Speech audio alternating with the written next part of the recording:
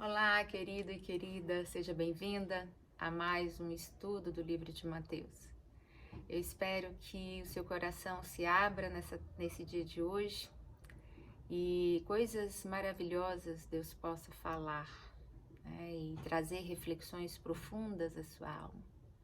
Faz uma respiração tranquila, aquiete a sua mente e decida alimentar o seu espírito nesse dia. Nós precisamos alimentar o nosso espírito. Os dias são maus, muito maus. Muitas pessoas passando por necessidades, muita violência, guerras, rumores de guerra, né, para todos os lados.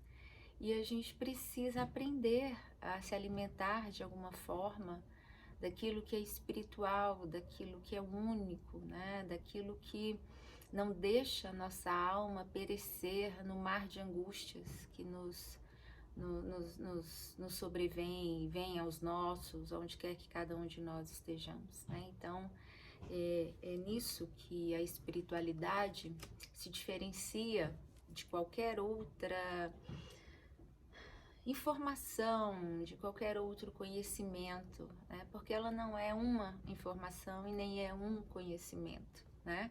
A espiritualidade em Jesus, ela é poder, poder para viver, poder para vencer os anúncios da morte, poder para vencer as angústias da nossa alma, poder que nos leva adiante, que nos faz transcender em paz de espírito. Que essa mesma paz encontre você nessa tarde. Aqui é tarde.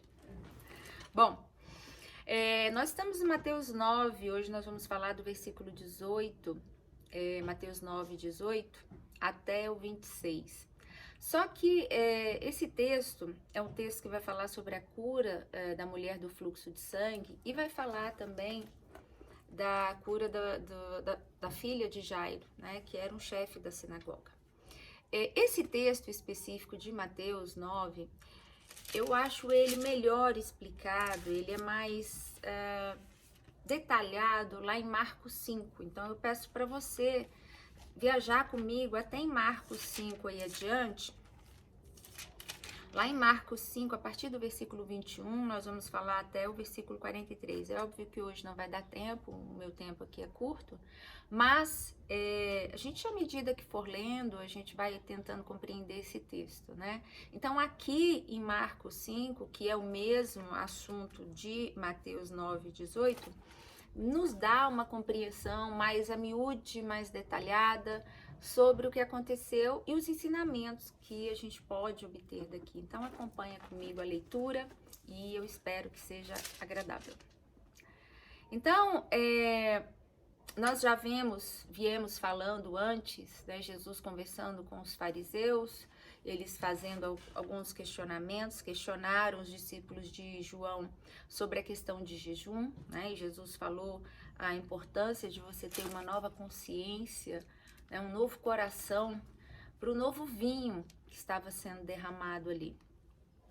E aí Jesus pega o seu barco, vai para o outro lado de Cafarnaum, e lá no versículo 21 de Marcos 5, tendo Jesus passado no barco para o outro lado, ajuntou-se a ele uma grande multidão, enquanto ele estava junto ao mar. Então Jesus era acompanhado, né, por essas multidões que ouviam falar dele em todo lugar.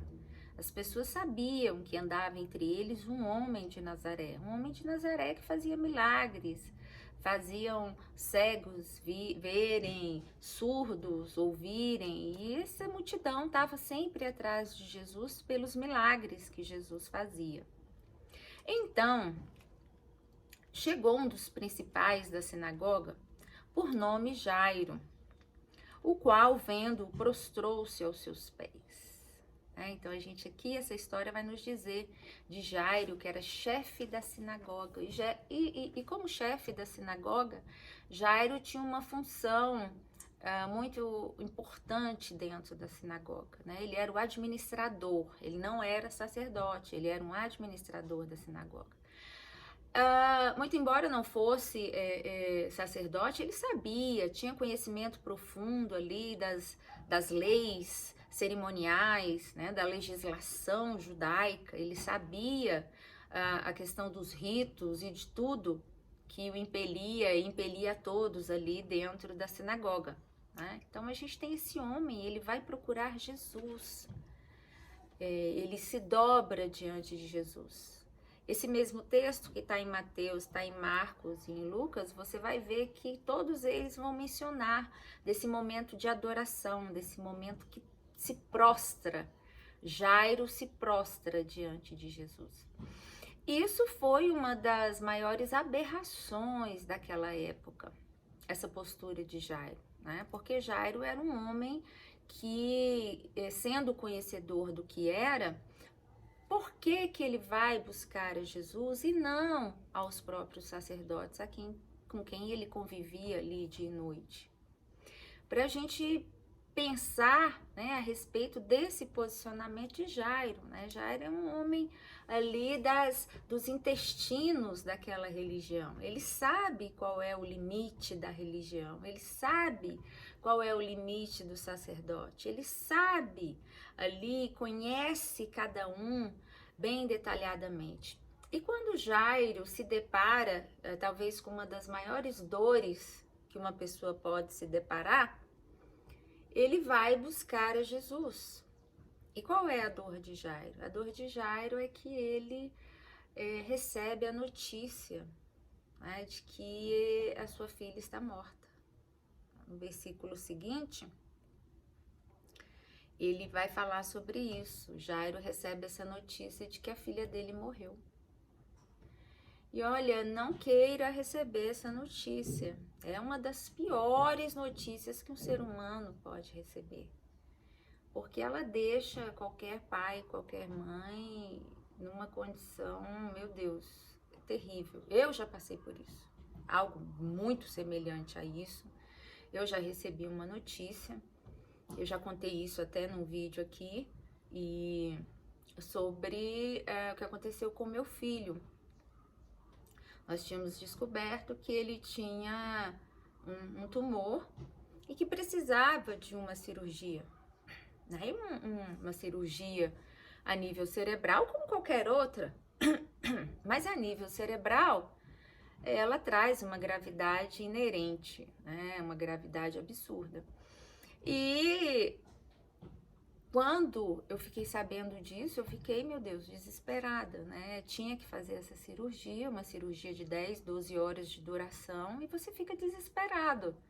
Seu único filho, e eu naquela agonia interna, naquele medo misturado com ansiedade, misturado com muito medo, misturado com agonias inomináveis. Um dia eu estava num culto e aí eu recebi uma palavra assim que foi pregada, foi até o Caio na época, Caio Fábio, e meu pastor queridíssimo, e ele pregou sobre João, né?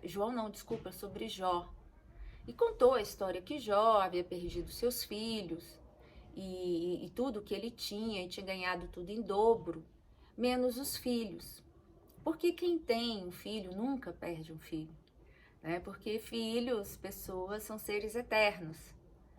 E como eterno, a gente só muda de casa, mas a gente continua tendo filho. E aquilo foi como uma porrada, uma pancada, uma facada, sabe? Aquelas facadas assim, homéricas, coisa de filme mesmo que eu senti no meu peito, né? E eu tive entendimento de que, olha, o seu filho, ele não é um pedaço de carne andando por aí. Seu filho é espírito. E se ele morrer, ele vai continuar vivo, né? Porque ele é seu filho. Ele é o seu filho. Ele não vai deixar de ser o seu filho. E aquela palavra entrou dentro do meu coração e me abraçou, e me apertou, e tirou o pior que eu tinha e o melhor também de mim. O pior é que eu não tinha força nenhuma para nada. E o melhor é que me encheu de consolação. uma palavra assim direta, né, de Deus ao meu coração, trazendo consolos, me preparando para aquele momento, que se o pior acontecesse, o melhor era o que aconteceria seguinte, né, que ele estaria nos braços do Pai. E esse foi um mergulho que eu tive que fazer naquela situação para sobreviver. E eu não vi o milagre foi que me viu. O milagre não era meu filho sobreviver, o grande milagre foi a minha mente, o meu ser, o meu entendimento se abrir nessa direção, né? De que independente de carne, o meu filho era muito mais do que isso, né? Ele era um espírito e voltaria para o Pai. Um dia nós iríamos nos ver novamente. E foi com isso que eu me alimentei até o dia da cirurgia, e é com isso que eu me alimento até o dia de hoje, e é com isso que eu me alimento com todos os que eu amo, né? Porque eu entrego todos na mão de Deus, e é com isso que eu alimento a minha própria existência, e não temo a morte, porque eu sei que eu sou muito mais do que esse corpo, né? O meu espírito já está entregue ao Pai. E de maneira que quando a gente sente essa dor e estar no lugar de Jairo, a gente aprende que esse socorro a gente só encontra em Jesus. O socorro, essa resposta, o consolo. E o milagre que precisa acontecer não é aquele que a gente quer que aconteça. O milagre que acontece é o que a gente precisa, né? A gente acha que o que a gente precisa é o que tem que acontecer, mas não é. O que a gente precisa, na verdade, não era daquele milagre. O milagre que eu precisava, na verdade, era outro. Era a minha salvação do meu entendimento sobre o que eu tinha do meu filho, né? Fazendo dele talvez um totem, fazendo dele talvez assim uma coisa maior do que era. E Jesus vai falar, de fato ele é, mas ele é em mim, e eu nele, e eu em você e você em mim. Essa é a viagem que a gente tem que fazer para a gente entender a história de Jairo e compreender esse significado desse homem estar diante de Jesus. Esse significado de um homem da religião se prostrar diante de um homem que era avesso à religião, de um homem que era contestado por tudo e contestava tudo, um homem que chama os sacerdotes de hipócritas, de sepulcros caiados e etc. E se coloca diante desse homem querendo uma resposta. E para vencer o poder da morte, e qualquer morte, morte física, morte espiritual, só Jesus. Só Jesus para nos dar o milagre que a gente precisa para vencer essa dor. E eu finalizo por aqui, porque o nosso tempo é curto, mas deixo essa verdade para você. Jesus sabe do milagre que a gente precisa.